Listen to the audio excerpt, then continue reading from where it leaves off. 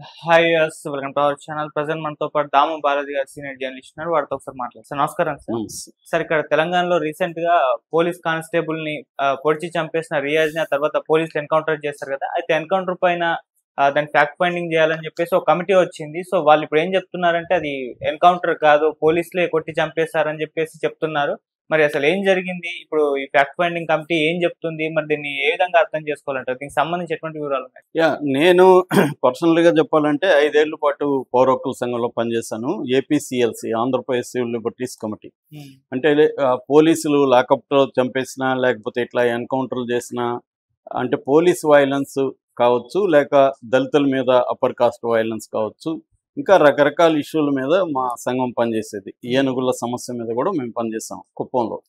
So పోయినప్పుడు ఏంటంటే ఒకటి జరిగిపోయినాక ఫ్యాక్ట్ ఫైండింగ్ అంటారు. ఫ్యాక్ట్ ఫైండింగ్ అంటే అర్థమైందంటే ఎవరి అభిప్రాయాలు మనం విని నమ్మకుండా మనమే వెళ్ళి గ్రౌండ్ లెవెల్లో వెళ్ళి దీంట్లో ఇన్వాల్వ్ అయిన అన్ని రకాల పార్టీలను కలిసి సమాచారాన్ని కలెక్ట్ చేసుకొని మనం ఒక నిర్ధారణకు రావడాన్ని ఫ్యాక్ట్ ఫైండింగ్ అంటారు. దాన్ని నిజ నిర్ధారణ అని అంటారు తెలుగులో.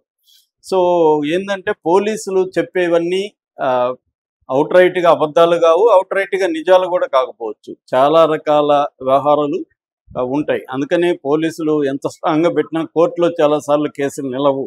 ఎందుకంటే ఇక్కడ వీళ్ళు చెప్పేది వేరే ఉంటుంది, అక్కడ నిజాలు వేరే ఉంటాయి. సో అలాగా ముఖ్యంగా పోలీసుల వైలెన్స్ విషయంలో పోలీసుల వెర్షన్ని మనం నమ్మలేం, వేరే వెర్షన్లు కూడా మనకి తెలియాలి. రెండోది పోలీసులు కూడా చట్టానికి అతీతం కాదు. ఈ దేశంలో అందరూ కూడా మన రాజ్యాంగానికి లోబడి ఉండాలి. చట్టాలన్నీ కూడా రాజ్యాంగానికి లోబడి ఉంటాయి. పోలీసులకు కూడా చట్టం వర్తిస్తుంది. నేను ఎవరినన్నా చంపేసి నా మీద అతను గన్ కాల్పులు జరిపాడు, నేను ఆత్మరక్షణ కోసం నా దగ్గర కూడా గన్ ఉంది, నేను అతను చంపేస్తాను అన్నా అనుకో, పోలీసులు నన్ను వదిలేస్తారా?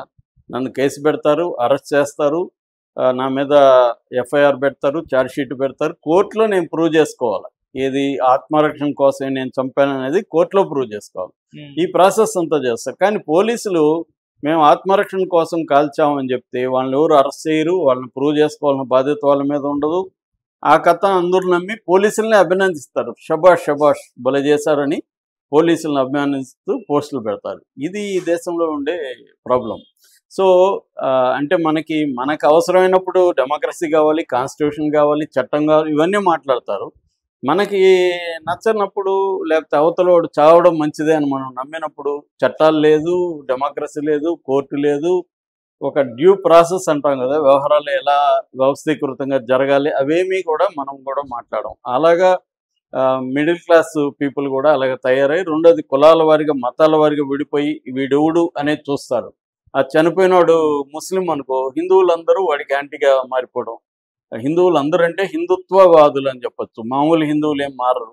హిందుత్వవాదులందరూ అతనికి యాంటీగా మారిపోవడం. లేదా అతను అప్పర్ కాస్ట్ అంటే దళితులందరూ యాంటీగా మారిపోవడం, దళిత్ అంటే అప్పర్ కాస్ట్ వాళ్ళు రావడం. ఇలాగా కులము, మతము, ప్రాంతము వీటన్నిటిని బట్టి డిసైడ్ అవుతాయి. ఎన్కౌంటర్లు కూడా చంపేటప్పుడు కూడా వీడెవుడు, ఒక మంత్రి కొడుకు అయితే వాడిని చంపరు, లేకపోతే ఒక అప్పర్ కాస్ట్ రిచ్ అయితే వాడిని చంపరు. ఇవన్నీ చూసే పోలీసులు కూడా వాళ్ళ మీద వైలెన్స్ అనేది ప్రయోగిస్తారు.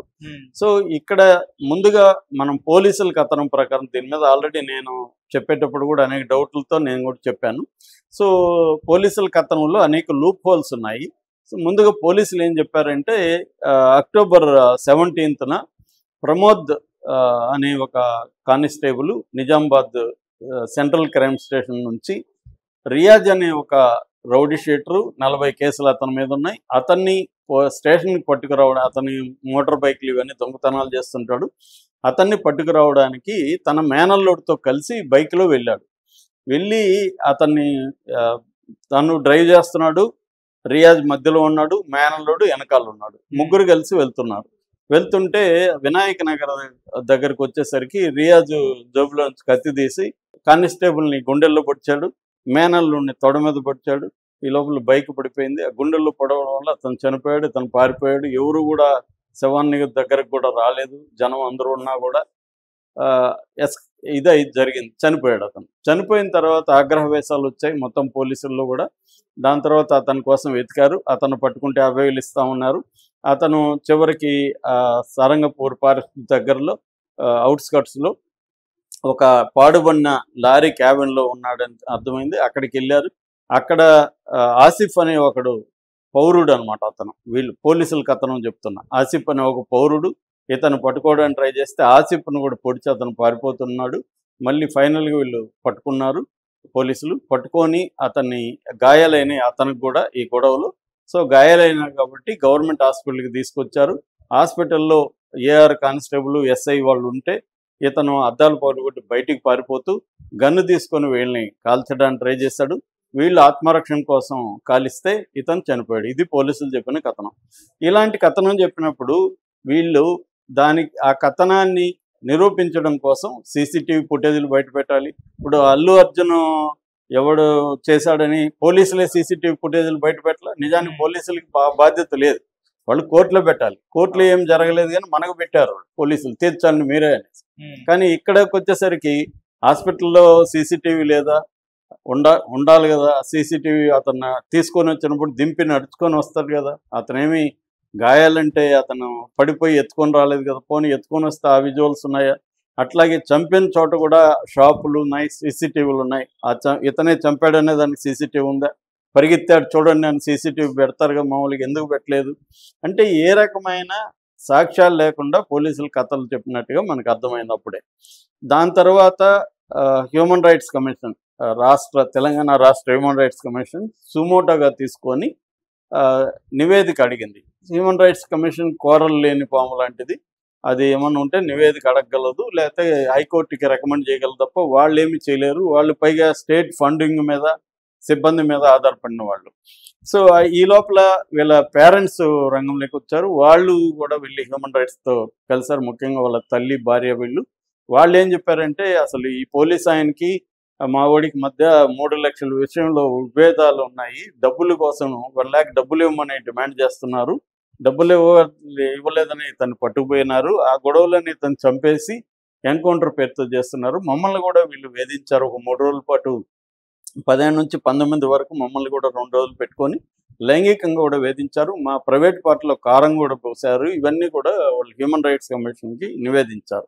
హ్యూమన్ రైట్స్ కమిషన్ ఇవన్నీ కూడా పరిగణలోకి తీసుకొని ఇంకా త్వరగా నివేదిక పెట్టమని డీజీపీని అడిగింది. మరి వీళ్ళు డీజీపీ పెట్టారా, పెడితే హ్యూమన్ రైట్స్ కమిషన్ రియాక్షన్ ఏంటి తెలియదు మనకి.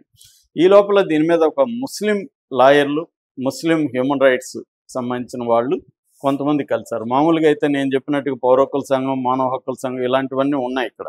వాళ్ళు ఎవరు వెళ్ళలేదు. మరి వాళ్ళు రౌడీ కాబట్టి వెళ్ళలేదా, లేకపోతే మనకు సంబంధం లేదనుకుని వెళ్ళలేదు. ఇందులో మావోయిస్టులు అయితే వాళ్ళు వెళ్ళేవాళ్ళు. ఈ మధ్య కూడా అదే చెప్తున్నా కదా, ఒక కులము, మతము, మావోయిస్టా కాదా, కమ్యూనిస్టా కాదా, మనోడా కాదా, ఇవన్నీ చూసుకొనే సంఘాలు కూడా వెళ్తాయి. ఒకప్పుడు అలా ఉండేవి కాదు. ఒకప్పుడు ఏం జరిగినా వెళ్ళేవాళ్ళు. బాలగోపాల్ లాంటి వాళ్ళు పనిచేసేటప్పుడు వెళ్ళేవాళ్ళు. ఇప్పుడు అవన్నీ చూసుకొని ఎవరు వెళ్ళట్లేదు. సో వీళ్ళు ముస్లింలకు మాత్రమే దీంట్లో అవసరం ఉన్నట్టుంది. అది కూడా మెయిన్ స్ట్రీమ్ ముస్లిం నాయకులు ఎవరు కూడా పట్టించుకోలేదు. సో వీళ్ళు వెళ్ళారు. వీళ్ళు కొంతమంది లాయర్లు, ఖలీదా పర్వీన్, తర్వాత సారా మాథ్యూస్, మాజిద్ గటారి, అడ్వకేట్ సమీర్ అలీ, మహమ్మద్ అబ్దుల్లా, షేక్ సికందర్, వీళ్ళు నిన్న ప్రెస్ మీట్ పెట్టి వీళ్ళు మొత్తం మేము అక్కడికి వెళ్ళాం, మొత్తం అన్ని పార్టీలను విచారించామని వీళ్ళు చెప్పారు. వీళ్ళు చెప్పిన కథనం ప్రకారం ఏంటంటే, సిరాజ్ అనే అతను, అది వీళ్ళు చెప్తున్నట్టు దొంగ ఇంకొకటి కాదు, సిరాజ్ అనే అతను ఒక రికవరీ ఏజెంట్. అంటే లోన్లు ఇస్తారు కదా, లోన్లు ఇచ్చినప్పుడు అది రికవరీ చేయడానికి ఒక ఏజెంట్గా పనిచేస్తున్నాడు. ఆ క్రమంలో అతనికి చిన్న చిన్న క్రైమ్స్ కూడా ఉండొచ్చు. సో అతను ఈ ఆసిఫ్ అనేవాడు డబ్బులు ఇవ్వాలి వాళ్ళ సంస్థకి. ఆసిఫ్ దగ్గర డబ్బులు కలెక్ట్ చేయడానికి వెళ్ళాడు. ఆసిఫ్ అనేవాడు ఒక చిన్న సైజు రౌడీ, అతనికి ఒక గ్యాంగ్ కూడా ఉంది, అతనేమి అమాయకమైన పౌరుడేం కాదు. సో ఆసిఫ్ను పోతే ఆసిఫ్ దగ్గర ఒక బైకు, దాంట్లో 3 లక్షలు అతనికి దొరికాయి. ఆ 3 లక్షలను చూస్తే అతను ఫేక్ కరెన్సీ అనేది రియాజ్కి తెలిసింది.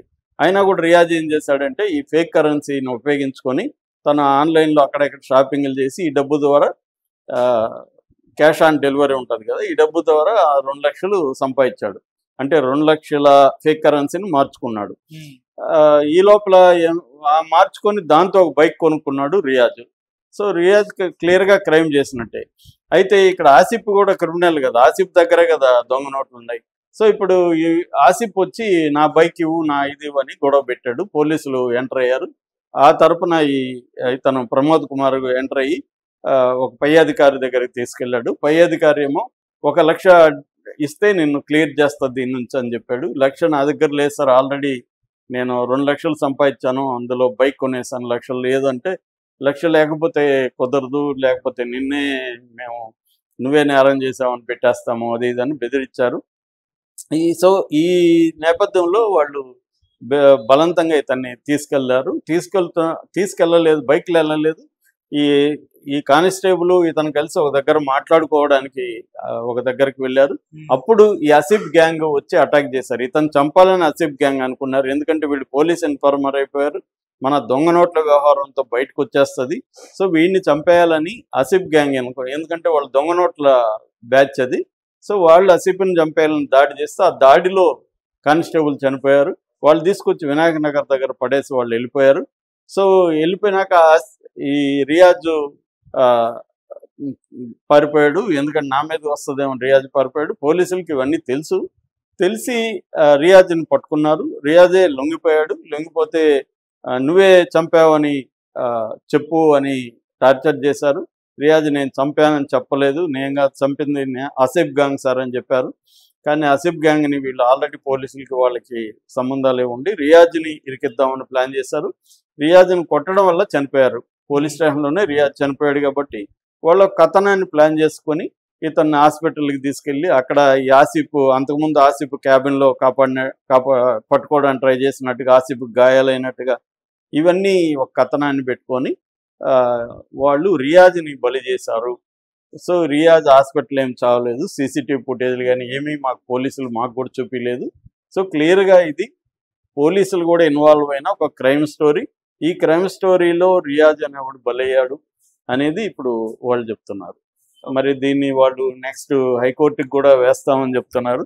వేస్తే ఇది కూడా పెద్దదయ్యే అవకాశం ఉంది. పోలీసుల మీద కూడా ఇదే సీరియస్ ఒక నిరూపించుకోవాలన్న పరిస్థితి ఏర్పడుతుంది. అంటే కోర్టు కానీ రేపు పోలీసుల మీద కూడా కేసు పెట్టి వాళ్ళని కూడా అరెస్ట్ చేయమని ఏమన్నా చెప్తే జరుగుతుంది. లేదా కోర్టు దీని మీద త్వరగా తేల్చకపోతే పోలీసులు ఎస్కేప్ అయ్యే అవకాశం అయితే ఉంది. ఏదేమైనా వీళ్ళ వెర్షన్ కరెక్టా, పోలీసుల వెర్షన్ కరెక్టా అనేది మనమైతే తేల్చలేం. కానీ పోలీసుల వెర్షన్లో మాత్రం అనేక లూప్ హోల్స్ ఉన్నాయి. మనం వేరే వాళ్ళు చంపితే వ్యవస్థ ఎలా పనిచేస్తుందో పోలీసుల విషయంలో కూడా అలాగే పనిచేసి వాళ్ళు నిరూపించుకోవాలి, ఇది రియల్ ఎన్కౌంటరు, ఇదంతా అబద్ధం అనేది చెప్పాలి. ఇప్పటికైతే ఫ్యాక్ట్ ఫైండింగ్ మీద డీజీపీ కానీ పోలీసులు కానీ ఇంకా రియాక్ట్ అయితే అవ్వలేదు. అయినాక మళ్ళీ మనం మాట్లాడుకోవచ్చు. Okay, thank you so much.